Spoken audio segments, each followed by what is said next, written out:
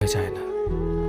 শুধু নিজে থেকে কথা বলা বন্ধ করে দেখো, দেখবে অনেক আপনজন বড় হয়ে যাবে। আসলে কেউ আপন হয় না। যারা তোমার ক্ষতি চায় তাদের আঘাত করবে না, তাদের সামনে একটু হাসি মুখে বাঁচবে। দেখবে তুমি আঘাত করলে যা কষ্ট পেত, ওরা তার থেকেও বেশি কষ্ট পাবে। যত মিশবে ততই মানুষ চিনবে, অভিনয় যে কত প্রকার হয় তা বুঝতে পারবে। সবাইকে তোমার সত্যতা জানানোর দরকার নেই, যে যা ভাবে তা নিয়ে সমালোচনা করতে দাও।